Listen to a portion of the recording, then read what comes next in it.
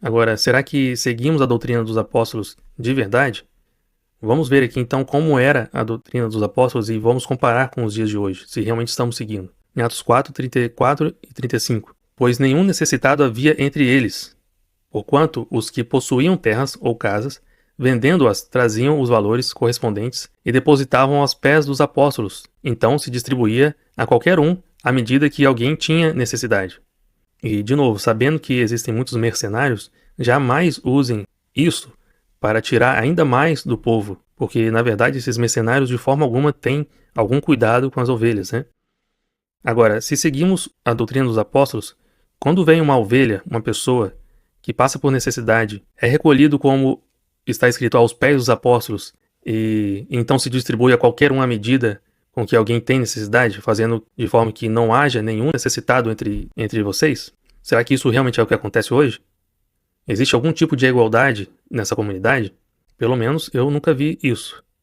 E infelizmente eu já vi uma tentativa de ajuda em que era realmente o mínimo do mínimo do mínimo, né? Era só a cesta básica, sem nem tinha itens de higiene. Às vezes pagava conta de água e de energia, somente. Porém, ao invés de estarem cumprindo este princípio, essa doutrina dos apóstolos, por que estão sustentando uma estrutura que Deus não nos ordenou a construir? E se ordenou, eu não encontrei ainda. Eu te pergunto, quem fez o necessitado e o abastado? Não foi Deus que fez os dois? E por que ele fez assim? E por que existe uma diferença em que ele está nos permitindo exercer uma justiça promovendo a igualdade? A gente vai ver também aqui que esse conceito de igualdade de forma alguma tem a ver com algum tipo de ideologia que existe hoje em dia.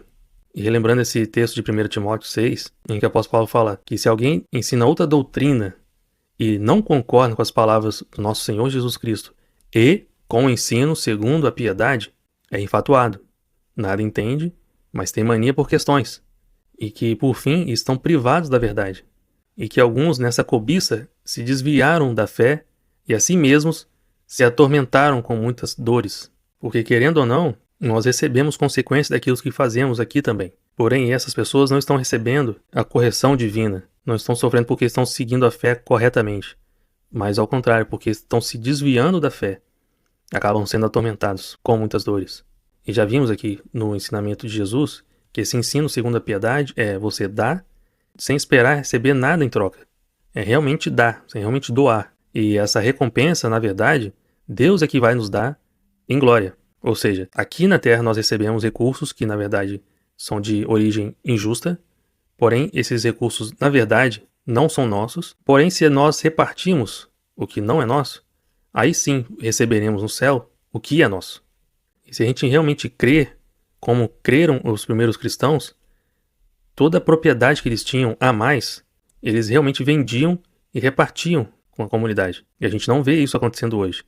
Eu já até ouvi de um caso de uma pessoa que fez isso, porém, infelizmente acabou entregando na mão de mercenários, né? Que esse dinheiro acabou evaporando.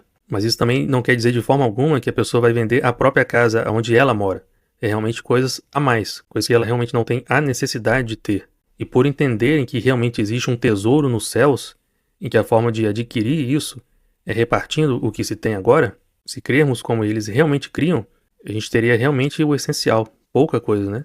Mas é isso que nós vemos hoje? Se não, é porque realmente nós não estamos crendo da mesma forma como a doutrina dos apóstolos foi ensinada. Nós não estamos tendo a mesma fé que eles tiveram. Porém, o apóstolo Paulo também trata do assunto de coleta. Então, o que é realmente a coleta? Como deveria ser, como poderia ser, né? Como foi a orientação que ele deu. Em 1 Coríntios 16, 1 e 2, ele diz: quanto à coleta para os santos, fazei vós também como ordenei às igrejas da Galácia. No primeiro dia da semana, cada um de vós ponha de parte em casa, conforme a sua prosperidade, e vá juntando para que se não façam coletas quando eu for. E o que ele quer dizer com isso? Você ia acumulando em casa os recursos, né? Segundo a sua prosperidade, de forma alguma deixando faltar para a sua família. Ou seja, isso tem que ser feito de forma responsável, com a responsabilidade que você tem com os seus primeiro, mas também que não seja como se fosse de última hora coletar essas coisas e acabar talvez sobrecarregando as pessoas, mas faça aos poucos. Mas aqui também já vê que de forma alguma, em momento nenhum, trata de alguma porcentagem, de algo que você deve fazer. Mas tudo isso é tratado de forma liberal, porque você foi livre da lei, porque antes era cumprido porque era obrigado a cumprir, mas agora é porque você realmente quer fazer. Em Romanos 15, 25 a 28 ele também diz: mas agora estou de partida para Jerusalém, a serviço dos santos, porque aprove a Macedônia e a Cássia levantaram uma oferta em benefício dos pobres dentre os santos, que vivem em Jerusalém. Isto lhes pareceu bem, ou seja, de forma alguma é uma obrigação ou uma porcentagem. Lhes pareceu bem, e mesmo lhes são devedores, porque se os gentios têm sido participantes dos valores espirituais dos judeus, devem também servi-los com bens materiais. Tendo, pois, concluído isto e havendo-lhes consignado este fruto, passando por vós, irei à Espanha. Lembram que ele fala que não procura donativo, mas o que importa. E o que importa é o fruto. E o que essas pessoas aqui estão manifestando é um fruto, e não uma obrigação. Ele também fala em 2 Coríntios 8, de 8 a 15. Não vos falo na forma de mandamento, mas para provar, pela diligência de outros, a sinceridade do vosso amor. Ou seja, é para sermos aperfeiçoados no amor, e não em regras. Por isso que ele não fala em forma de mandamento, mas ele fala para provar a sinceridade do amor. Pois conheceis a graça de nosso Senhor Jesus Cristo, que, sendo rico, se fez pobre por amor de vós, para que, pela sua pobreza, vos tornasseis ricos. E nisto dou minha opinião, a opinião do apóstolo, ou seja, não é mandamento nem é a doutrina do apóstolo, mas é a opinião dele agora. Pois a vós outros, que desde o ano passado principiastes não só a prática, mas também o querer, convém isto. Completai agora a obra começada, para que, assim como revelastes prontidão no querer, assim a levais a termo, segundo as vossas posses. Ou seja, lembra daquele texto em que ele fala, se não desfalecermos no meio do caminho? Aqui ele está dando uma orientação, não em forma de mandamento, mas está dando a opinião dele. Vocês começaram bem, agora terminem essa obra. Continuem da mesma forma, não desfaleçam no meio do caminho. Mas claro, segundo as suas posses. Não se endividem no meio do caminho por conta disso, né? Porque se há boa vontade, será aceita, conforme o que o homem tem, e não segundo o que ele não tem. Porque não é para que os outros tenham alívio e vós sobrecarga, mas que haja igualdade, suprindo na vossa abundância no presente a falta daqueles, de modo que a abundância daqueles venha suprir a vossa falta. E assim haja igualdade, como está escrito: o que muito colheu não teve demais, e o que pouco não teve falta. E o que ele está citando aqui? Ele está citando um texto de Êxodo, 16, 18. O povo murmurou porque não estavam comendo carne, e Deus enviou cordonizes. Porém foi de uma forma diferente, não foi exatamente como o maná, que cada um recebia sua porção, né? Mas de uma forma aleatória, em que eles, usando uma forma de medir, que é o gomer, redistribuíam de forma que não faltava para ninguém, promovendo igualdade entre eles. E a gente pode perceber aqui que o que o apóstolo Paulo está querendo promover é o aperfeiçoamento no amor e não em regras. Sendo que em 1 Coríntios 13, 3, ele ainda diz: ainda que eu distribua todos os meus bens entre os pobres, se não tiver amor, nada disso me aproveitará. Por isso a importância de sermos aperfeiçoados no amor e não em regras. Porque se eu tiver uma regra, distribui tudo entre os pobres. Se eu fizer isso, mesmo que eu faça isso, e eu não tiver amor, se eu não estiver fazendo em espírito e em verdade, com alegria no coração, nada disso vai me ter proveito. E novamente, Deus permite que uns recebam mais e outros menos, para que assim possamos ter a oportunidade de sermos seus imitadores, promovendo a igualdade, fazendo a justiça com aquilo que não é nosso. Em 2 Coríntios 9, ele também vai falar sobre essa coleta, mas agora com outro termo, né? Quanto à assistência a favor dos santos, é desnecessário escrever-vos, porque bem reconheço a vossa presteza, não é a sua fidelidade por estar seguindo as regras, mas pela sua presteza, da qual me glorio junto aos macedônios, dizendo que a Acaia está preparada desde o ano passado, e o vosso zelo tem estimulado a muitíssimos. Portanto, julguei conveniente recomendar aos irmãos que me precedessem entre vós e preparassem de antemão a vossa dádiva. Novamente, não é a vossa obrigação, mas que preparassem a vossa dádiva de antemão já anunciada, para que esteja pronta como expressão de generosidade e não de avareza. Porque o serviço desta assistência não só supre a necessidade dos santos, mas também redunda em muitas graças a Deus. Aqui a gente começa a ver que essas graças a Deus têm relação com ações de graça. Em 2 Coríntios 11, 7 a 9. Cometi eu, porventura, algum pecado pelo fato de viver humildemente para que fosseis vós exaltados, visto que gratuitamente vos anunciei o Evangelho de Deus? Relembrando que, de forma alguma, as pessoas devem seguir exatamente o mesmo exemplo de Paulo, Porque realmente aquele que anuncia o evangelho tem direito de receber das coisas materiais também. Mas ele aqui está falando que ele quis anunciar gratuitamente o evangelho. E olha o que ele diz: despojei outras igrejas recebendo salário. Isso quer dizer que, de forma alguma, algum obreiro ter salário, isso seria ilícito. É o contrário. O obreiro ter salário, isso pode ser sim lícito, e de forma alguma é impróprio, como a gente vê o relato do apóstolo Paulo aqui. Porém, ele nunca tratou de alguma forma, de alguma porcentagem obrigatória e nem de uma oferta mínima que cada um deveria dar. Mas cada um, tendo a mente de Cristo, supria o que faltava.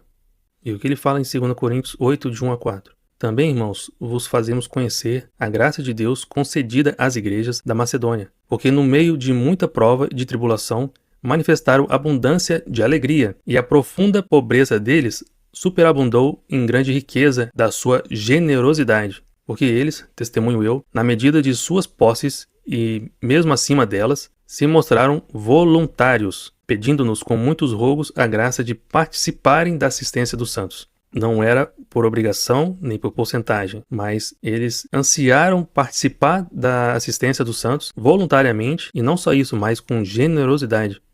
E o que é ser generoso para você?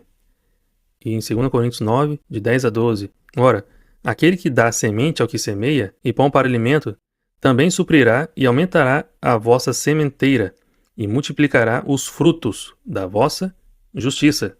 Fazer essas coisas é a justiça, enriquecendo-vos em tudo para toda generosidade, a qual faz que, por nosso intermédio, sejam tributadas graças a Deus. E também, não sei se é de conhecimento de todos, existe um princípio judaico em que aquele que dá não perde, mas ganha. E esses princípios estão em Provérbios 11, 24 e 28 e 27. E isso a gente também vai ver mais à frente. E em Romanos 12 eu destaquei alguns versículos aqui em que: amai-vos cordialmente uns aos outros com amor fraternal, preferindo-vos em honra uns aos outros. Não é mais aquele temor de seguir regras, mas honrar uns aos outros. No zelo não sejais remissos. E o que é remisso aqui? Ausência de ação, demorado, tardio ou vagaroso em fazer alguma coisa, descuidado ou negligente. Sede fervorosos de espírito, servindo ao Senhor, servindo uns aos outros. Compartilhai as necessidades dos santos, praticai a hospitalidade. Não torneis a ninguém mal por mal, esforçai-vos por fazer o bem perante todos os homens. Se o teu inimigo tiver fome, dá-lhe de comer, se tiver sede, dá-lhe de beber, porque fazendo isto, amontoarás brasas vivas sobre a sua cabeça. Isso foi o ensinamento de Jesus também, e os apóstolos estão repetindo isso aqui. E em Gálatas 6:2, o apóstolo Paulo fala: levai as cargas uns dos outros, e assim cumprireis a lei de Cristo. Efésios 4:28, aquele que furtava, não furte mais, antes trabalhe fazendo com as próprias mãos o que é bom. Para quê?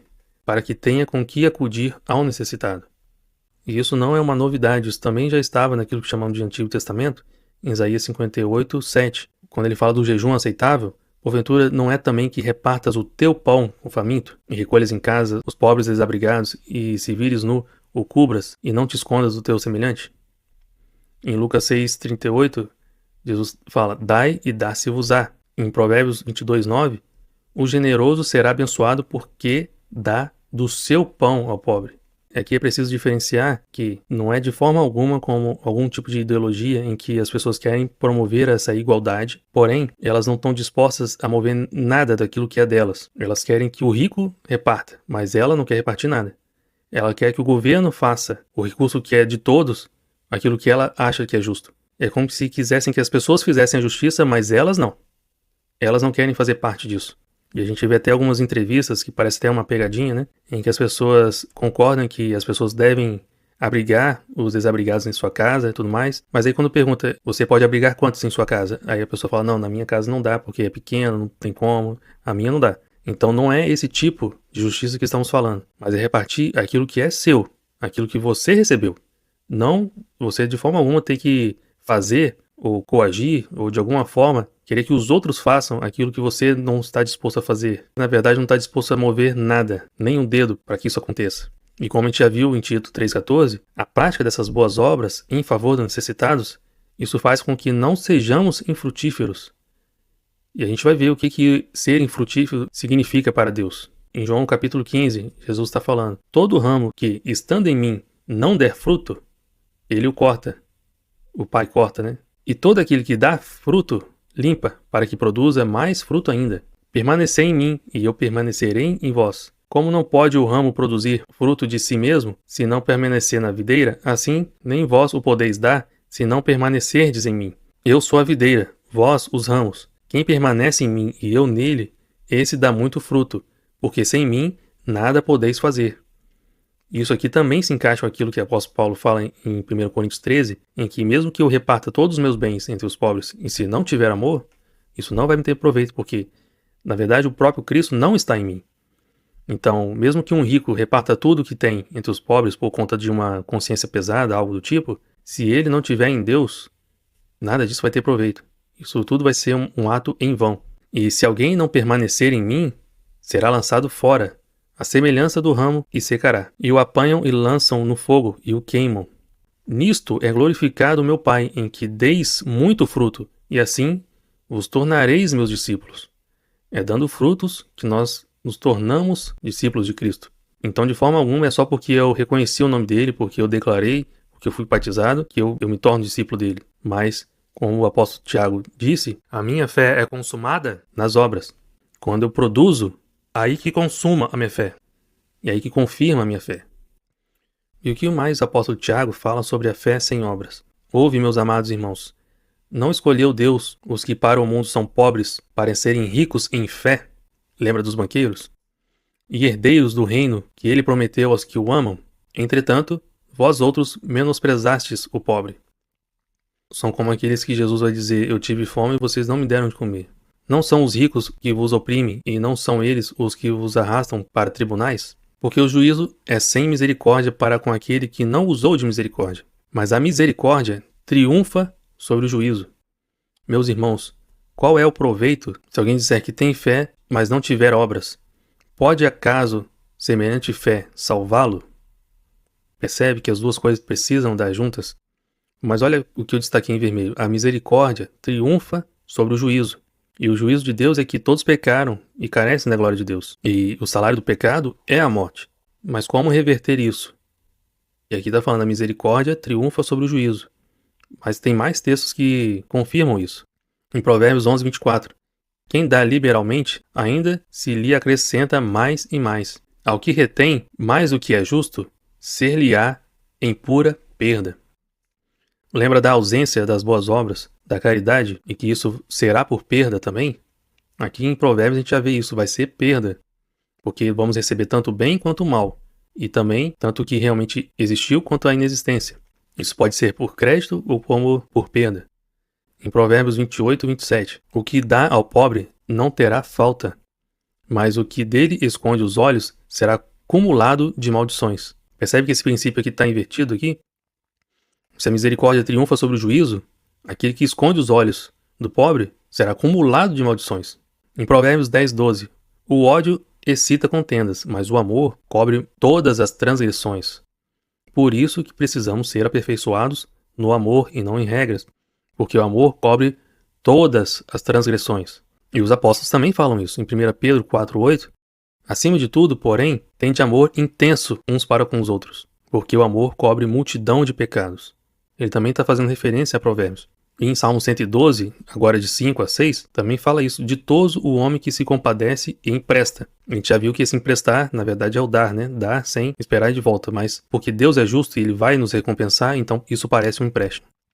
Ele, né, Deus, defenderá a sua causa em juízo. Não será jamais abalado. Será tido em memória eterna. Então vamos ver o que mais o apóstolo Tiago fala, no capítulo 2 ainda. Se um irmão ou uma irmã estiverem carecidos de roupa e necessitados de alimento cotidiano, e qualquer dentre vós lhe disser, ide em paz, aquecei-vos e fartai-vos, sem contudo lhes dar o necessário para o corpo, qual é o proveito disso? Assim também a fé, se não tiver obras, por si só está morta. E se o justo vive pela fé e esse viver é eterno, e essa fé aqui está morta, então é a morte eterna também, né? Mas alguém dirá, tu tens fé, e eu tenho obras. Mostra-me esta tua fé sem obras, e eu, com as obras, te mostrarei a minha fé. E aí eu te pergunto, que tipo de fé você tem demonstrado com as suas obras? É uma fé genuína ou uma fé morta?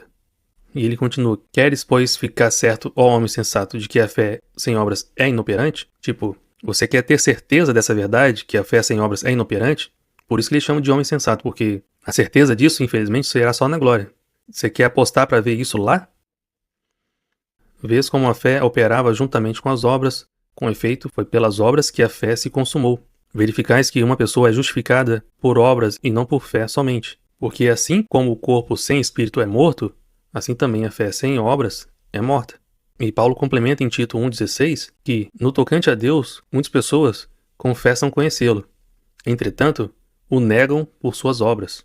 É por isso que são abomináveis, desobedientes e reprovados para toda boa obra. Isso complica ainda mais porque tem obras que podem consumar a nossa fé, confirmando a nossa fé, provando ela, mas também existem obras que podem negar a fé, podem ser opostas a isso, nos reprovando a toda e verdadeira boa obra. Em 2 Coríntios 6, 11 a 13, para vós outros, ó Coríntios, abrem-se os vossos lábios, e alegrem-se o vosso coração. Não tendes limites em vós, mas estáis limitados em vossos próprios afetos. Ora, como justa retribuição, falo como a filhos, dilatai-vos vós também. E isso aqui pode querer dizer que eles estavam contribuindo somente entre si. Eles estavam limitados nos próprios afetos, somente entre eles. Mas o apóstolo Paulo está falando, dilatai-vos vós também. A exemplo de outros, seguem exemplo de outros também, dilatai. Expandem esses afetos a outros também. Em Hebreus 13, 16 também diz, não negligencieis igualmente a prática do bem e a mútua cooperação, pois com tais sacrifícios Deus se compraz. E lembrando que esses sacrifícios aqui é igual o apóstolo Pedro diz em 1 Pedro 2,5 sobre sacrifícios espirituais agradáveis a Deus. E isso está nessa mútua cooperação, nessa prática do bem. Em Salmos 37, 27 e 28, aparta-te do mal e faze o bem, e será perpétua a tua morada. Pois o Senhor ama a justiça e não desampara os seus santos. Serão preservados para sempre, mas a descendência dos ímpios será exterminada. Em 3 João 1, 5 e 11, amado, procedes fielmente naquilo que praticais para com os irmãos, e isso fazes mesmo quando são estrangeiros. Ou seja, não sejam limitados entre si, mas expandam. Amado, não imiteis o que é mal, senão o que é bom. Aquele que pratica o bem procede de Deus. Aquele que pratica o mal jamais viu a Deus. E essa prática do mal pode ser também a ausência da prática do bem, né? Em 1 Coríntios 11, 3, mas receio que, assim como a serpente enganou a Eva com a sua astúcia, assim também seja corrompida a vossa mente e se aparte da simplicidade e pureza devidas a Cristo. E a gente já viu que em vídeos passados, o fruto do conhecimento do bem e do mal, ele ainda existe e ainda continua a contaminar a muitos, de forma que a simplicidade e pureza da mensagem de Cristo está sendo desfocada, está sendo subvertida, porque talvez querem manter estruturas que Deus não ordenou a fazer, a construir. Mas aquilo que realmente Deus falou, aquilo que realmente Jesus falou de dar aos pobres, isso as pessoas estão querendo se eximir. Não, não é pelas obras. Não precisamos fazer nada disso. Mas não é o próprio Jesus que está falando que quando eu tive fome e vocês não me deram de comer, então agora vocês serão apartados de mim. E olha a gravidade disso. Em 2 João 1,9, ele fala a mesma coisa que o apóstolo Paulo fala. Todo aquele que ultrapassa a doutrina de Cristo e nela não permanece, não tem Deus. Olha a gravidade disso. O que permanece na doutrina, esse tem tanto o Pai como o Filho. E aí eu pergunto, estamos realmente cumprindo a doutrina dos apóstolos? Estamos seguindo ela? A doutrina de Jesus, segundo a piedade? Porque, querendo ou não, para fugir dessa doutrina, as pessoas acabam criando outras doutrinas, né? E fazendo essa subversão da palavra de Deus, em que não sou salvo pelas obras, não preciso fazer mais nada, e dessa forma não entendem o que é fazer a justiça segundo Deus. Como eu posso fazê-la? Como eu devo cumpri-la? E olha só um pequeno exemplo do rei Davi. Ele era rei, mas ele serviu a sua geração. Em Atos 13, 36, só a primeira parte. Porque, na verdade, tendo Davi servido a própria geração conforme o desígnio de Deus. Então, o que realmente Davi fez, que aqui está dizendo que ele serviu a própria geração, conforme o desígnio de Deus. Ou seja, seria por isso também que ele recebeu aquele título de homem segundo o coração de Deus? De fazer a justiça, em que a gente até agora não entende perfeitamente como que é isso. E olha só, sem entender como realmente isso é, a gente acaba julgando que isso não é devido, não devemos fazer. E não somente isso, mas para piorar a situação ainda acabamos julgando Davi pelos erros do passado. Não, ele foi um cara que errou demais. Ele fez tantas coisas erradas, como é que ainda deram esse título a ele? Mas Realmente entendemos o porquê que ele recebeu tal título? Entendemos o que é a justiça divina, o que é ações de graça, que existem em vários salmos que ele escreveu, como ele exerceu essas ações de graça, para quem e como. E é isso que vamos continuar falando no próximo vídeo, o que é realmente a justiça segundo Deus, e também, no final, depois de entender o que é a justiça segundo Deus, se eu devo ou não guardar o sábado e como.